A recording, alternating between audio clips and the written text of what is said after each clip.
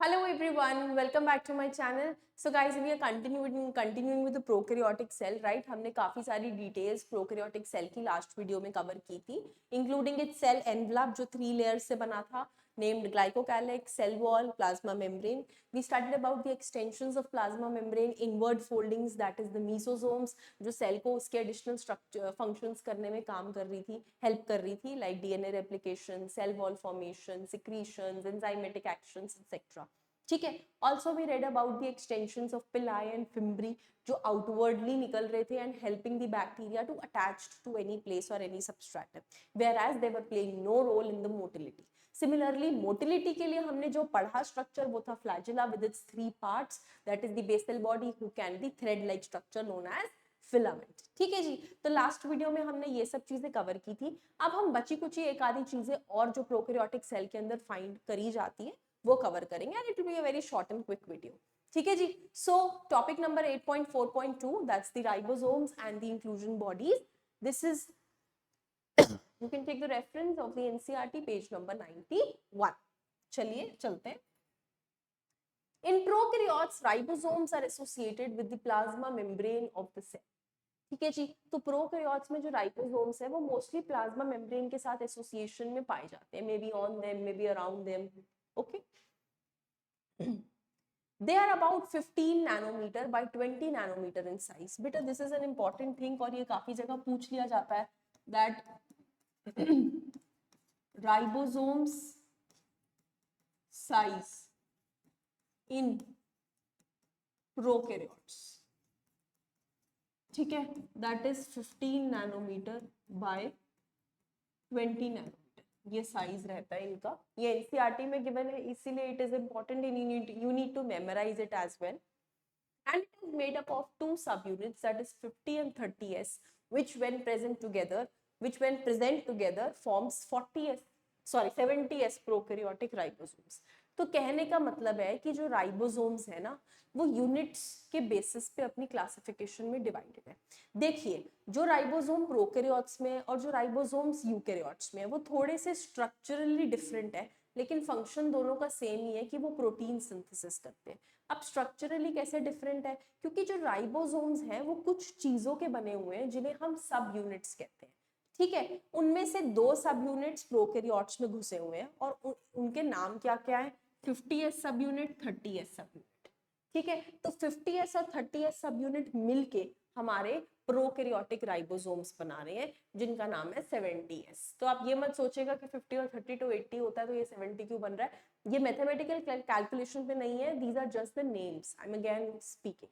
जैसे राइबोसोम्स 2 चीजों के बने हैं, दैट इज द 50s सब unit and 30s subunit, and then they are forming a prokaryotic ribosome जिसका नाम है 70s राइबोसोम. ठीक है, it's just the naming. So ribosomes are the site of protein synthesis, as I told you कि काम और function उनका वही है, proteins banana. Several ribosomes may attach to a single mRNA and form a chain called polyribosome or polysome. This might sound different and a little difficult to you to understand. So just let me help you with it. देखिए बेटा, ribosomes का काम है protein synthesis. ठीक है जी. वो काम करता है प्रोटीन्स को बनाने. अब बेटे प्रोटीन्स के बनने के लिए ना किसकी मदद चाहिए होती है, RNA, that is ribonucleic acid. मैंने जब डीएनए बताया था पिछली वीडियो में, I guess we discussed about the genetic material, तो मैंने आपको बताया था कि डीएनए, आरएनए ये सब न्यूक्लिक एसिड्स हैं. These are the raw material जो डिफरेंट चीजों में हेल्प कर रहे हैं हमारी बॉडी में, जैसे कार्बोहाइड्रेट, प्रोटीन्स, फैट्स, ये सब चीजें कर रही है. Do not consider it some other factor, it is a type of the component only. तो सिमिलरली आरएनए भी एक कंपोनेंट है और एमआरएनए उसका एक स्पेसिफिक टाइप है जो हेल्प करता है हमें प्रोटीन सिंथेसिस में. तो जब राइबोसोम प्रोटीन सिंथेसिस करते हैं तो काफी सारे राइबोसोम्स इस एमआरएनए के टेम्पलेट पे अटैच हो जाते हैं और फिर बनाते हैं प्रोटीन. लेकिन ये जो लंबी चेन है जिसपे एमआरएनए और जिसपे हमारे कुछ राइबोसोम्स अटैच्ड है, इस लंबी चेन को बोलते हैं पॉलीजोम. पॉलीजोम या फिर पॉलीराइबोसोम. तो it is just the procedure which they are explaining. ये सब होता प्रोकैरियोटिक सेल के अंदर ही है. ठीक है, mRNA पे अटैच होकर protein banana is just a procedure. ठीक है, प्रोटीन सिंथेसिस होती ऐसे है हमारी बॉडी में आरएनए की मदद से। आरएनए का भी एक स्पेसिफिक वेरिएंट एमआरएनए।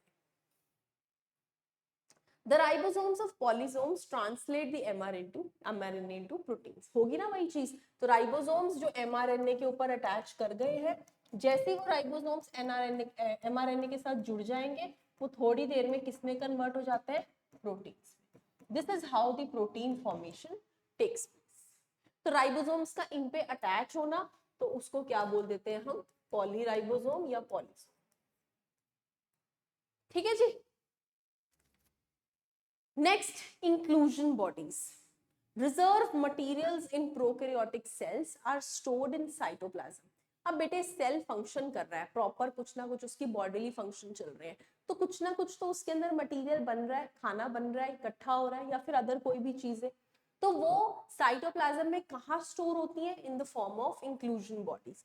जैसे प्रोकैरियोटिक सेल के अंदर ही वो प्रेजेंट हो जाती है, गोले गोले पड़े होते हैं जिसके अंदर extra reserve food material stored है, उन्हीं को हम इंक्लूजन बॉडीज कह देते हैं। These are not bound by any membrane system, कि किसी मेम्ब्रेन सिस्टम से बाउंड नहीं होती।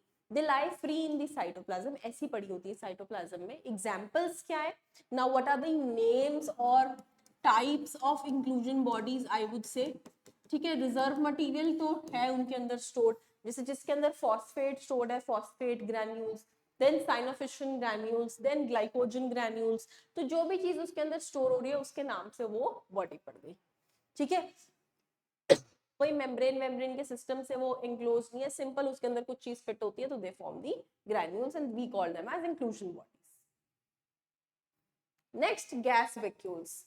कुछ गैस वैक्यूल्स भी फाइंड करी जाती हैं प्रोकैरियोटिक सेल्स के अंदर, जो मोस्टली प्लांट और एनिमल सेल में हमारे नॉर्मल वैक्यूल्स होती हैं। इनमें नॉर्मल नहीं है, इनमें गैस वैक्यूल्स है, which are found in blue green algae, purple and green photosynthetic bacteria. यहाँ पर भी आप देखिए फोटोसिंथेटिक बैक्टीरिया का मेजर रोल है।